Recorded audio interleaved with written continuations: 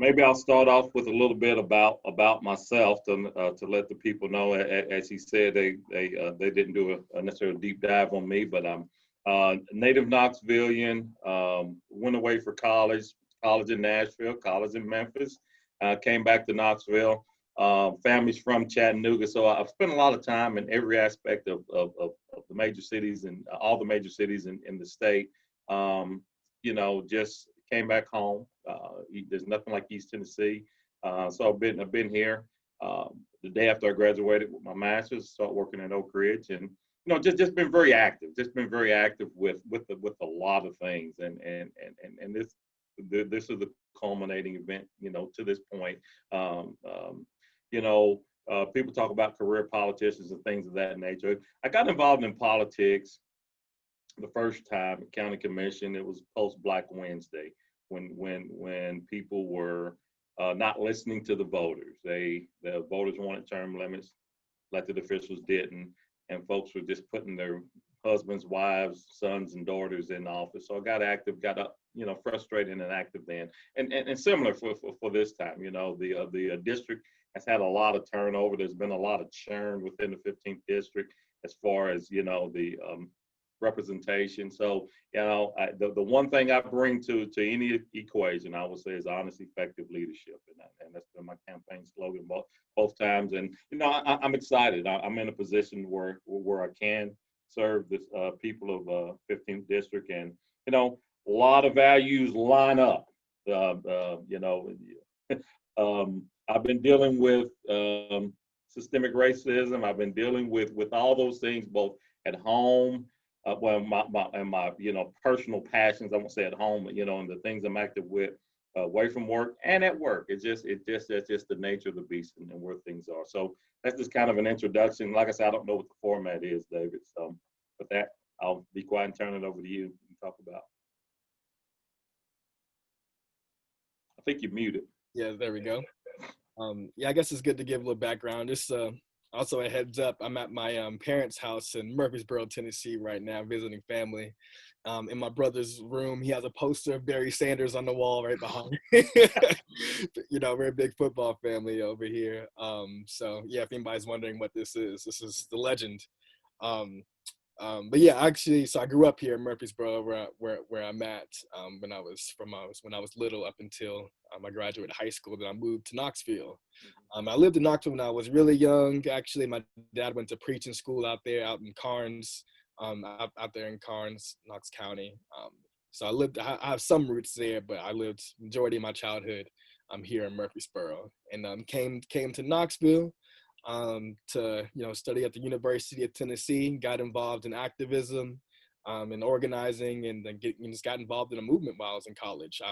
When I was in high school, I dabbled in a little bit of activism, but I was mostly focused on sports. So when I went to college, I was really able to focus on organizing and got to know the history, got to know the history of our people and the history of movements, and I really wanted to make a change in my life. And I studied our history, and I was like, okay, Black people throughout the ages, people who made the most impact in our community, what were they, who were they, what did they do? And I saw a lot of them were revolutionaries. They were community organizers. They were people who wanted to fight for a better world. So I connect myself to that. I connect myself to the movement of Africans who were resisting colonization from the first time Europeans set foot on our continent.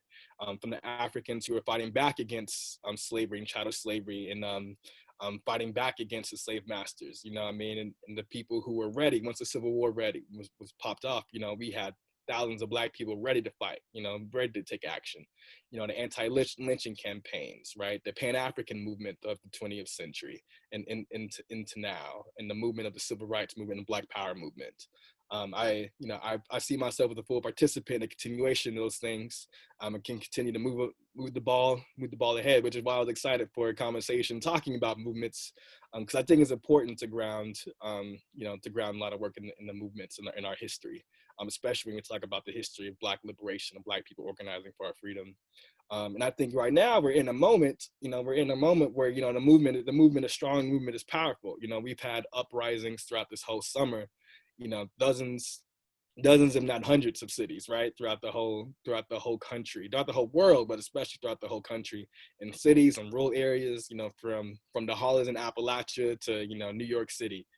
We've seen a lot of movement going on, of people protesting, people fighting back against injustice, not only against Black people, but right now, the plight of Black people is, has a spotlight on it, which is as it should. Because as the state of Black people rise, so does everybody. I truly believe that, because we can't talk about improving the lives of Black people if you don't talk about improving the lives of all working class and poor and oppressed people in this country. It all goes hand in hand. So yeah, I think right now, to connect it to the candidates, I think right now, with this time of intense movement energy around Black lives, is also environmentalism, and we see things like the Green New Deal, with women's rights. I think it calls on candidates to be bold and progressive. And when I say progressive, I mean, really trying to make progress in tangible ways, trying to make institutional, structural differences, right? Not just saying we're going to pass symbolic measures, but actually saying we're going to change the way things function. And that is progress, right? So yeah, so I guess, Sam, I guess to ask you to start this off, what do you think in this time, like, what are the bold, progressive, what are the institutional changes that you really think need to be done, to, improve, well, and we can start off just talking about, the Black community, to improve the lives of Black people, like, what do you think those big things need to be done? Yeah, that's a great question, and it's a wide ranging question. So I'm going to answer it kind of two ways, because I'm a big, as a state legislator, I have a lane. I mean, I have a designated lane that I operate in, that I will operate in, if elected. So, but to answer your question fully, what's it going to take? And you're absolutely right in terms of, now's the time. Unfortunately, sins of the police, sins of the system, has created a spotlight to say this is a problem in our nation. Not everybody agrees with it, but this is a problem. I think I know that we have, the eyes are here. The movement isn't going anywhere.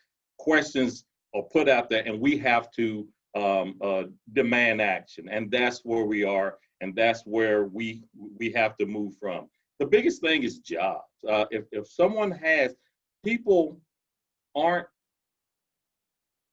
most people, there'll be an element that may be a criminal element, but or a bad element. I don't call it criminal or the bad element. Most people, most systems work if everyone has grease. I mean, a system works. If we're fully employed, if we're fully engaged, if we're fully at the table where decisions are being made, then things will get better. That is where we need to be, and we haven't been there in ever. As a people, that's from Black people, women's movement, all the other aspects. As a state legislator, I will be, unless a miracle happens, I'll be in a super minority. So in terms of being able to fully get to the table and have a conversation, that's going to be difficult if I don't reach across the aisle.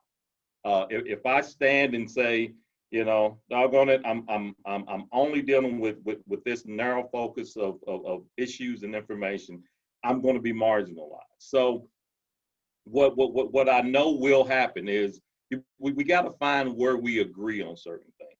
Jobs are good for all. Rising tide floats all boats. Whether you're in Halls or in Burlington, if there's a gainful employment that's paying $19, $20 an hour and hiring people and pulling them in, everyone's going to benefit from that. So that from a state legislature is a starting point. How do we make Knoxville better? And Knoxville would not be its best if East Knoxville, if Mechanicsville, if Beaumont, if these places aren't their best. If Vestal's not its best, then Knoxville's not going to be good at all. So that to me is the biggest thing we can do is jobs. The second thing is education. I'm a graduate of Austin East High School. I'll be the first state legislator that actually graduated from Austin East. We've had a few that went to the old Austin, but the first one. Now, so I'm from the city. I'm from, I don't wear it as a badge because it is what it is. I love my alma mater. I'm president of my high school class, and great things come from Austin East. We have to change the mindset. To me, it's an inside game and an outside game. We have to start loving on ourselves as Black people. We must do that, and we must start demanding love from the greater community. So I don't know if I've answered your question, but I wanted to approach it from several different aspects because it's a complicated question. It's a complicated thing because there's a job that I have to do, and I will do that job, and I'm going to do that job the best that I can. And the best that I can means to get along with people, and that doesn't mean to go along. Oh no, they're going to hear some adversarial aspects of why we are where we are. I'm going to tell the truth. That will happen, but subsequent to that, how can we make it better? So just to dive into that, when you say jobs, right? When you say, bringing jobs to the 5th District, bringing jobs to East Knoxville, South Knoxville, Knoxville, Knox County, in your mind, what's the best case scenario? Like, what does that look like? So to me, and that's a great question, and not to sound patronizing, but that is a great question.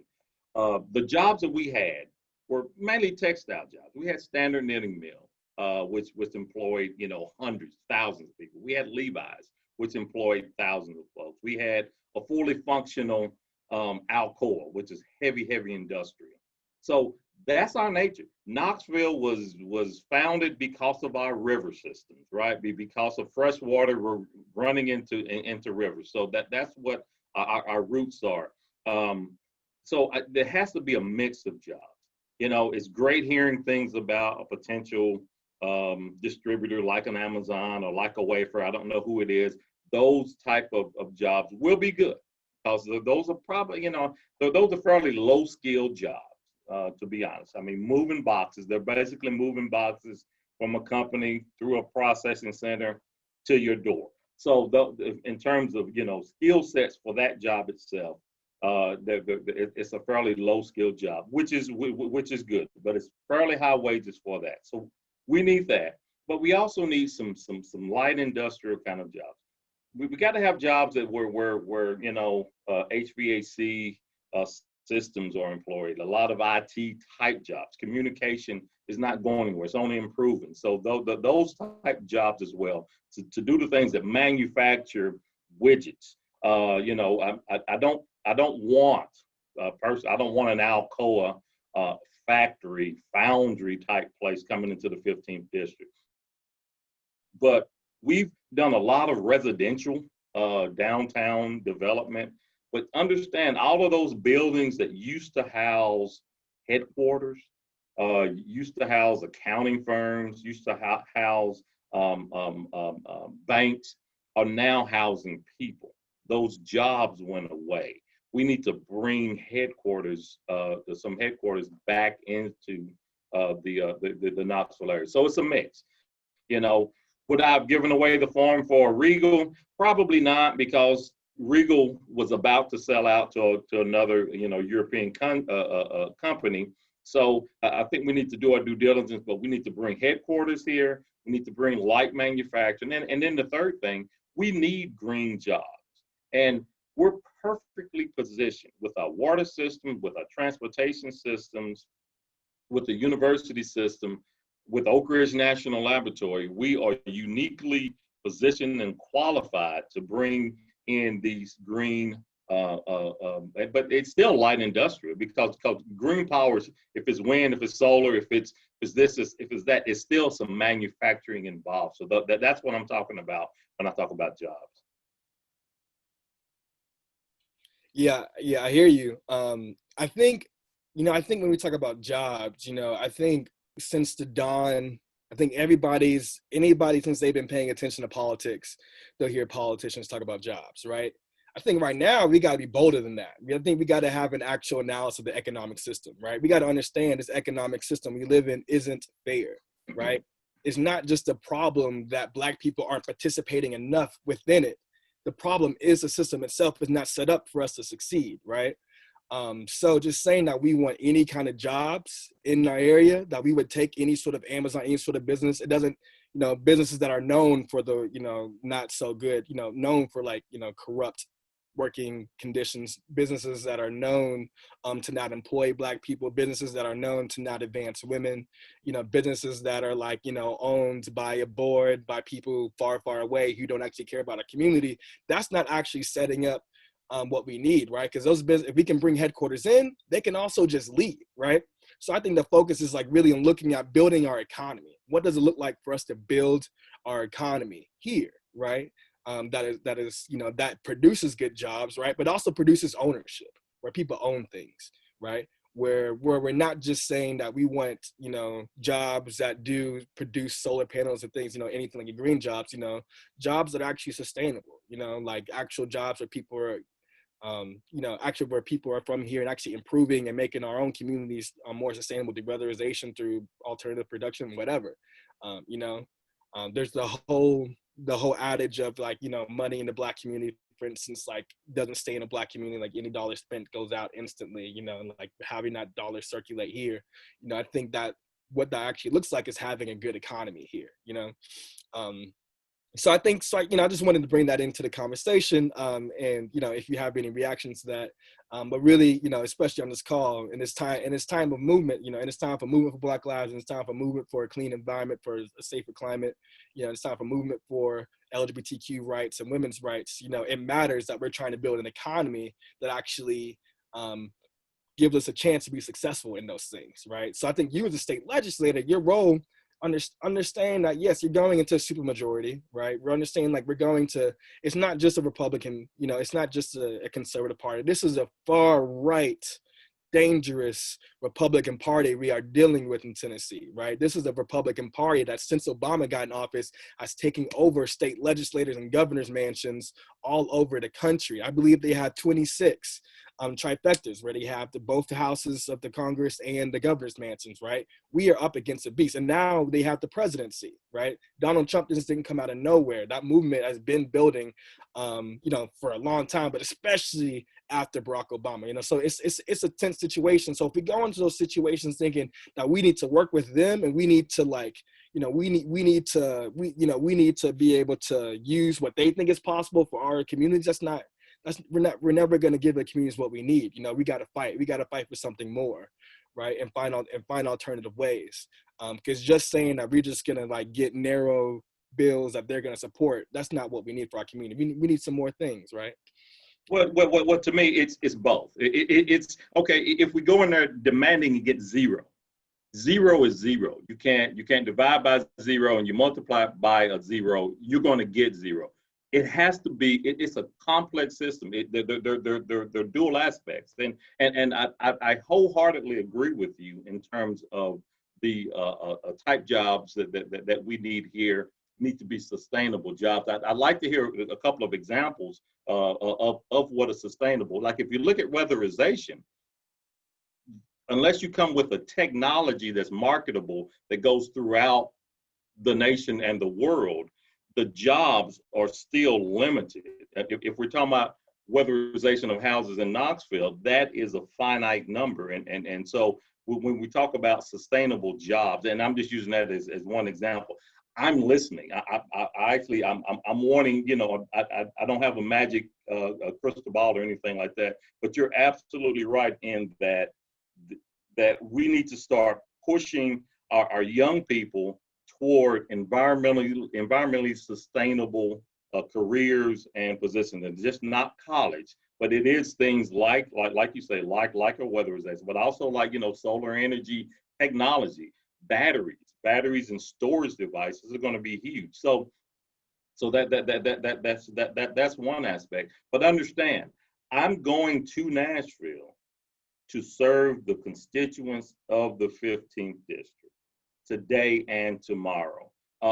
Again, the great thing about our country is it's democratic. Now, you're absolutely right. We've been hijacked right now. I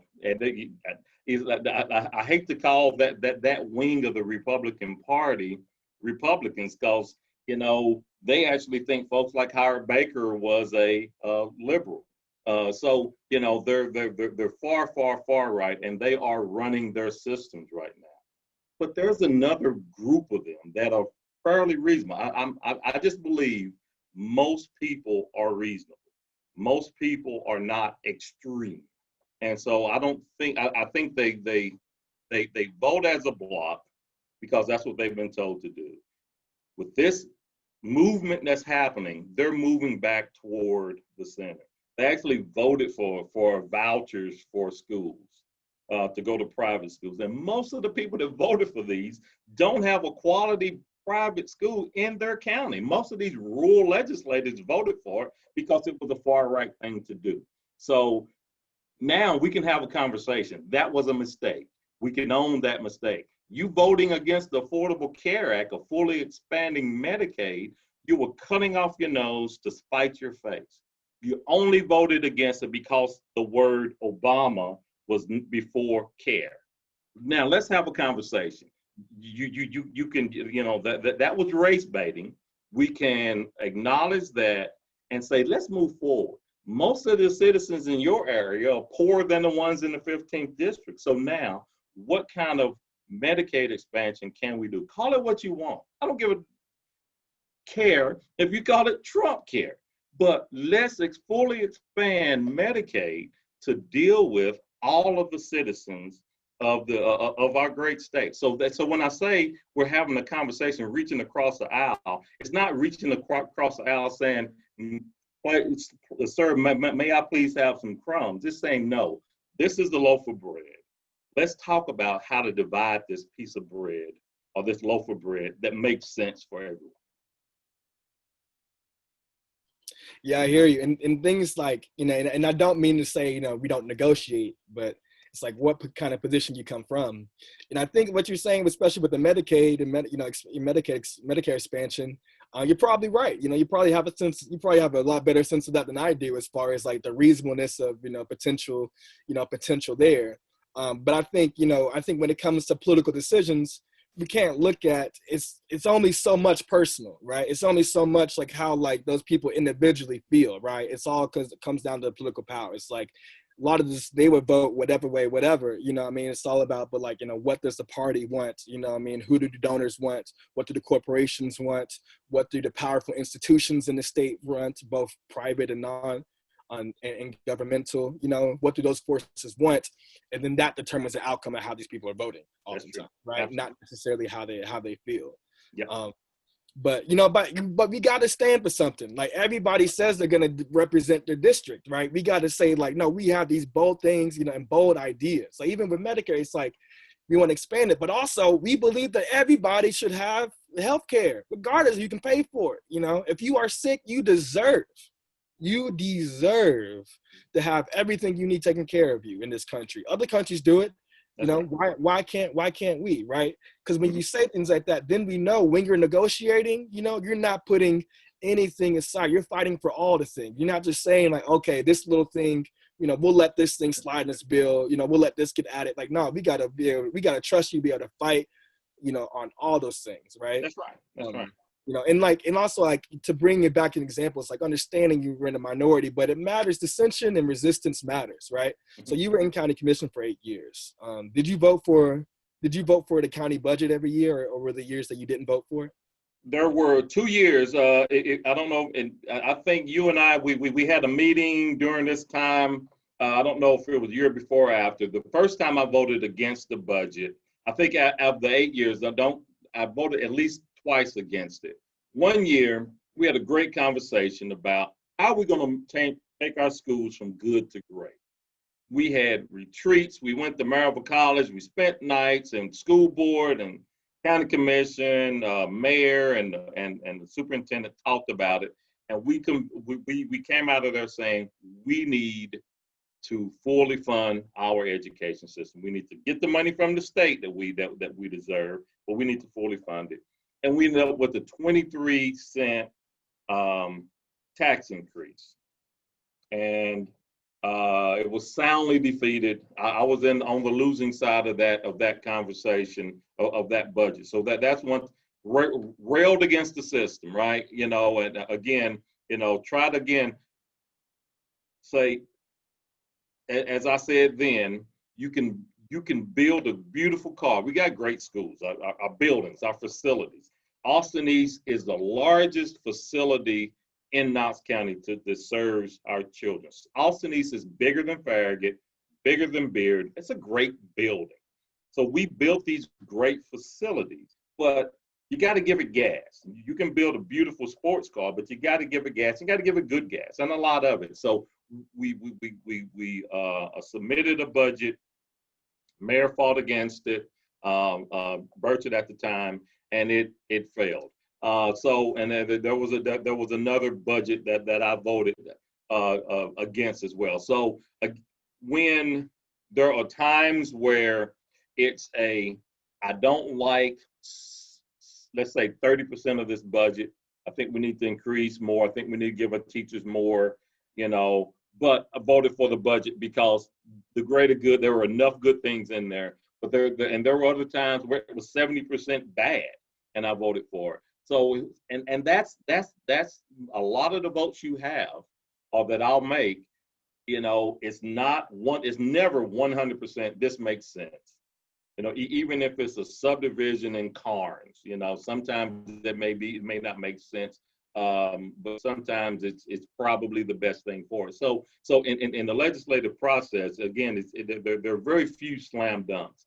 So yes, I pushed against the system. I was the only minority for 6 of those 8 years, and 1 of 2 Democrats for 6 of those 8 years. So I'm used to being in the super minority, but I'm also used to getting things done for the district.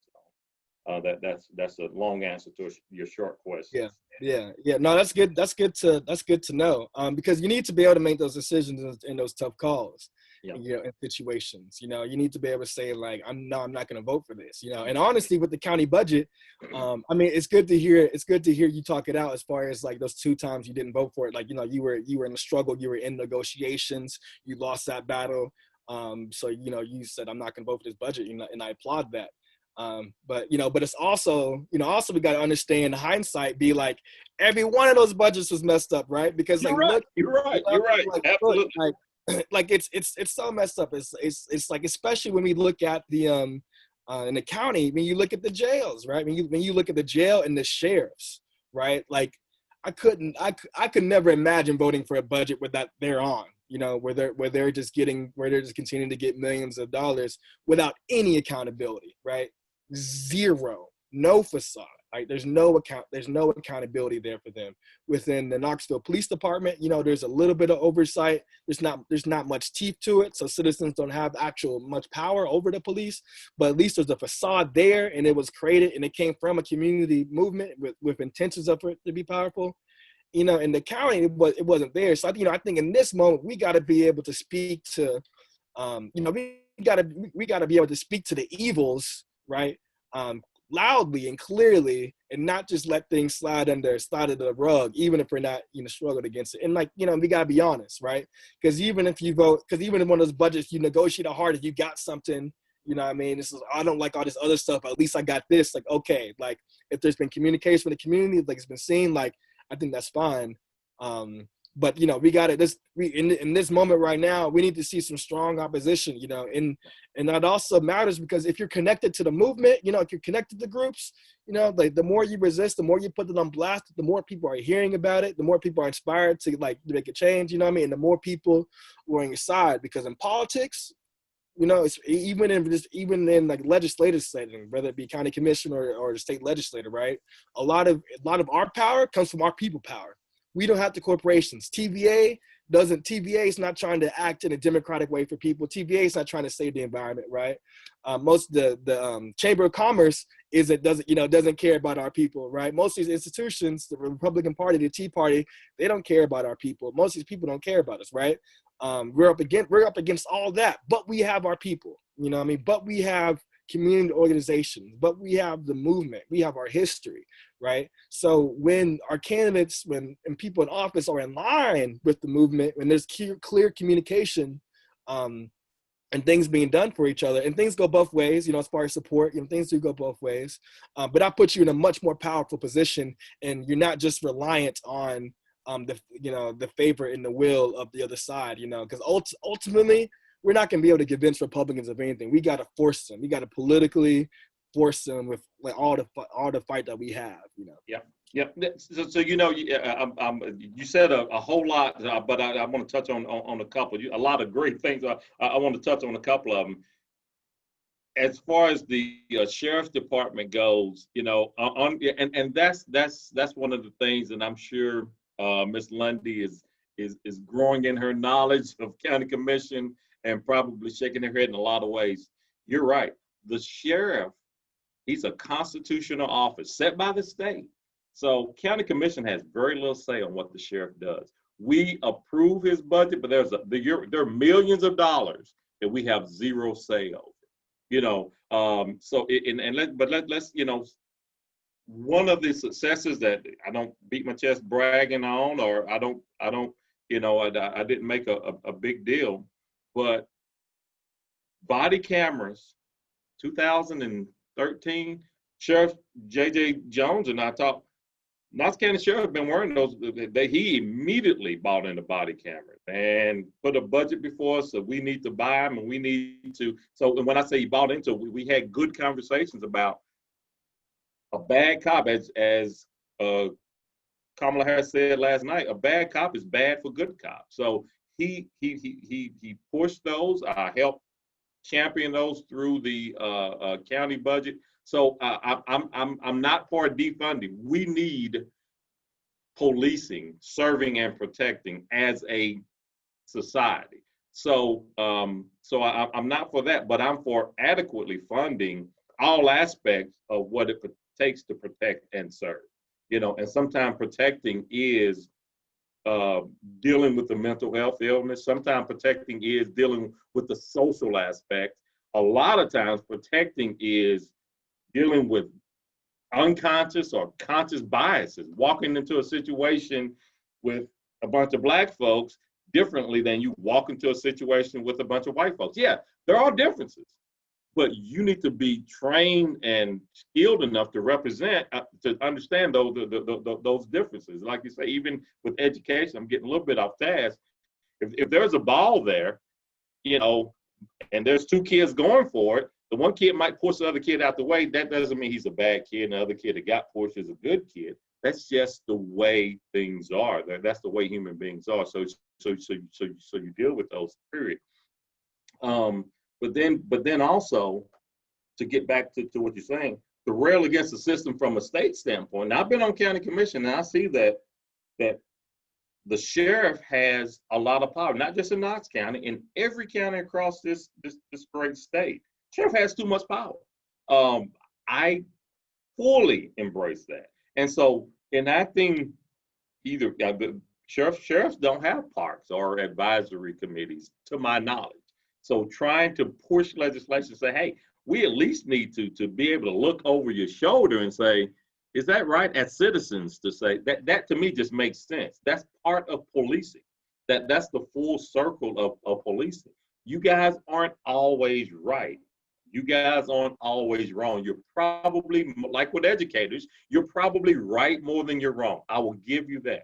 But there are instances, there are situations where you're dead wrong, and you need to be held accountable for those situations. So that's the beauty of moving from a county position to a state. A lot of the things were forced down upon us, and that is one of them. I'll go back to it. The sheriffs across this county have way too much power in jurisdiction. Yeah. Okay. So the systemic thing is saying that sheriffs have too much power, and you would like to see that diminished. And I assume you would mean also county commissions having a say in that budget more, right? That's one of the conclusions, right? Yes. Yeah. So that's something, but that's not enough, right? Like that's an obvious, I think that's an obvious thing, right? But when we talk about systemic change, that's still not doing it. That's still not doing it, right? Because we got to look at things as institutions, right? The institutions of policing in this country, where do they come from? How have they been affecting our community? in history, in like in the present, right? Because we know where they came from. In the South, right? We have when we had still like slavery was legal, right? Chattel slavery. Slave patrols were created to round up escaped slaves and to bring them back to the masters, right? People were deputized and given that power. And after the Civil War, after the Civil War, a lot of those, pre-Civil War, those, became the police forces. And after Civil War, those became the police forces, right? In Appalachia, we see the forces on the side of coal miners, on coal miner companies, for instance, or mining companies.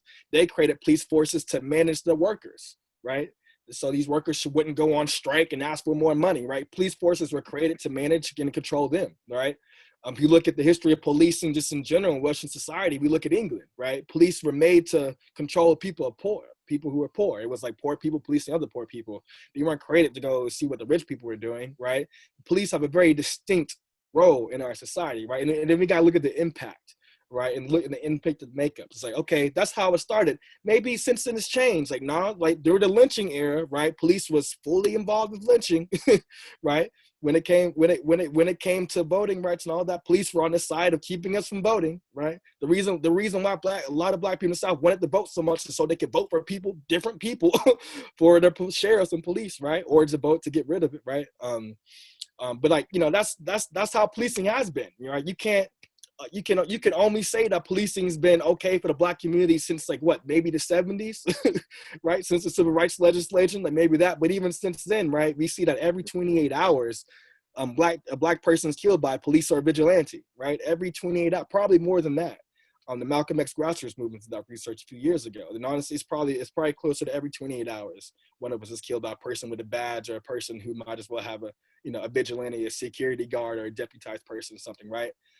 We see that overwhelmingly police forces don't reflect us, right? We're not in it. We don't even, the only places where there's a majority black forces, places where there's a majority black community. Outside of that, we hardly have any representation. We hardly have any representation at the top of these institutions, right? We see that the laws that these police are making and policies that they abide by, black people have no input in making them, right? It's just pressed upon us. We have no input in actually saying what the police policies are and how they should act and how they should be held accountable, right? We see that they're repeatedly able to kill us without anything happening to them over and over again, right? We see a culture of them being able to do whatever they want to do, right? And nothing happening, right? So when you look at this institution, you got to wonder, like, is it reformable, right? You got to wonder, like, is the problem is not funded enough? Is a problem that has not enough resources? Because if I remember, no matter where you are, the police and sheriffs occupy the biggest chunk of the budget. That's where most of the money is going, right? So we gotta be a look at that. Like, are we getting our money's worth, right? And like, what would we actually want them to do, right? Because we're looking at what people actually want in the communities is safety, right? People want to feel safe. People want to feel good, right? So how do we have safety in our community? Is it this police force, or is it having social workers, if it has mental health experts come and deal with situations? Is it having people who come to de-escalate situations versus to escalate? Is it having more money for housing so people can have housing and stabilize their lives so they won't be on the street, so they won't be in unstable situations that lead them down to, committing so-called acts of crime and other like abusive behavior, right? We got to be able to look at the institution of policing and say that's not working. Now, I understand the politics of the situation. I don't expect you to say, yes, I believe to defund the police. I don't expect that of you, right? But I think what we can align on, where we can agree on, is the need to create alternative institutions, right? Saying that there's been too much money to police, throwing more money at police isn't going to help. Maybe reallocating, right? Maybe if we lower the number of police officers, increase the training, and instead of hiring more police officers, we hired mental health professionals. We have more money going to anti-poverty programs and substance misuse programs, you know what I mean? That would actually be helpful. So I hope that we can find that, we can be able to agree on the need for alternative institutions, funding those, and not just focusing on funding the police more. Yes.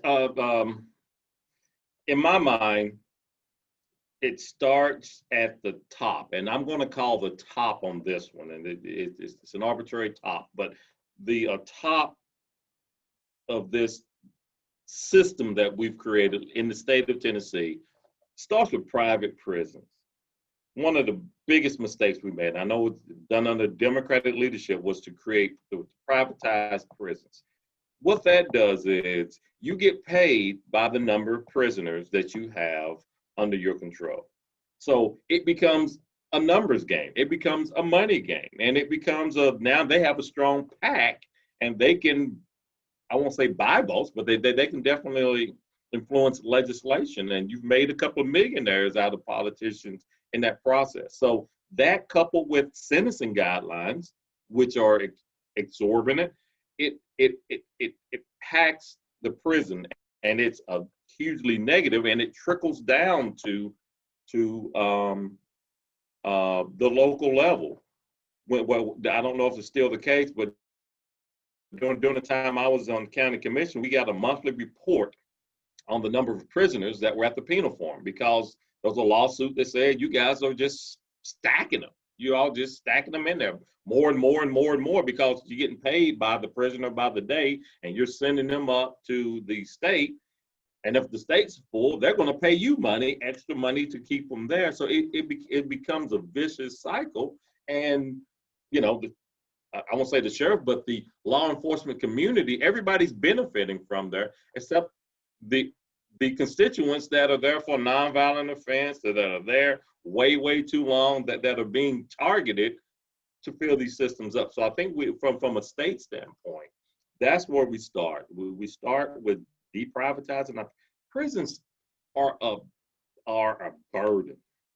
Prisons aren't a profit center. Prisons are the last alternative for law enforcement, in my mind. There's nothing else outside of prison, because that is the worst thing that you can do. So the best thing you could do is deal with the problem at its lowest level. If it's a behavioral issue, let's deal with it in the field. Let's deal with it. Now, I don't know how I feel right now about putting social workers in the vehicle, because I do think it takes a special set of good set of skills, a good skill set to de-escalate in the field. But shortly thereafter, is this a substance abuse issue? Is this a mental health issue? Is this just had a bad day issue? I mean, we've all dealt with law enforcement, some fortunate, some unfortunate issues with law enforcement. So sometimes it is what it is in terms of dealing with it. But once that happens, how do we get this person treated and put out of the system at its lowest level? Again, these nonviolent offenses, I think we need to, day one, push for, if you're in jail or in prison because of a marijuana thing, something that, like it or not, it's not a big deal in 2020 like it was in 2006 or 2004 when these sentencing guidelines were a lot harsher. I think we need to eliminate the prisons of those. I think we need to pass, again, from a state standpoint, we need to deprivatize prisons, pass legislation to make those nonviolent offenses minimal, if at all. And I think that's a start. So that takes away a lot of the push to fill these prisons up. In fact, I voted against, or pushed against, I don't know if it ever came to a vote, but pushed against, the sheriff wanted to build another pod, just 1,000 more. No. We 1,000 prisoners is too many for a county the size of Knox. So we don't need 1,500. No, that's not the answer. That's not the solution. So yeah, it's good to hear. No, it's good. Yeah, it's good to hear your criticism of private prisons as well. Yeah. But I think also you gotta have, you gotta take a stance on policing, right? And policing alternatives as well, because that is gonna come up in the state house, right? Especially now, they're gonna pass Blue Lives Matter. I was listening to something, an interview you were talking about before, and you were critiquing a law that they passed trying to criminalize protesters. They're like, the FOP is very powerful at the state level. The police interest, and they don't even need to be, right? Like, it's right. Just the right position is support law enforcement doing whatever they want to do, even if it's killing us, right? So you gotta, so I think we gotta be able to trust you to fight back against that, right? And to say we need alternatives, right? Because I understand, like, from a perspective of just like, okay, if an officer goes into a situation that's so rough, they got to do what they got to do. It's easy to think. It's easy just to think that if you've never been in that situation, if you've never been brutalized, if you've never been beat up, if you never just had a cop come up to you with a problem, point you out of a crowd, point you out of a protest, or just like, profile you, like it's extremely violent, the everyday interactions that cops are having with people, especially for young Black people, especially for poor people.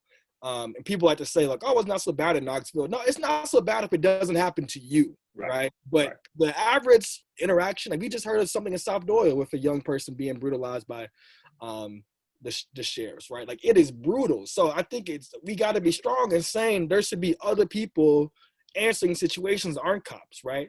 Like I'm not a big fan of like having social workers in cop cars either. I think they should have their own cars. They should be able to respond to things themselves, right? So I think, and like that takes, because we got to look at things at two levels, like like the supply and the demands, right? Like yes, like taking away the prisons that are like asking for the taking away the prisons who are trying to get more people to fill them up, like is important, but also we got to address things at the base level. Even if you don't have direct power over those things, you're going to be seeing legislation coming that's just going to be like supportive of more intense action. So we need your support in fighting the things, the pro law enforcement things that's going to be coming, and fighting for alternatives, even knowing that, we're not from a state level, probably not going to get state funding of like first response social workers or mental health professionals anytime soon, right?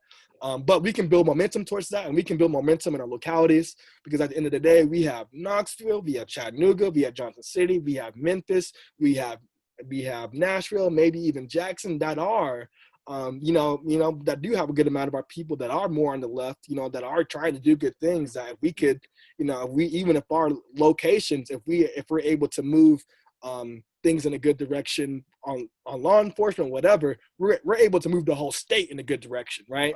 So it's not just about being like, what can I say, what can I do to get the votes? It's being like, how can I, build the movement for a better society, and paint a pathway forward.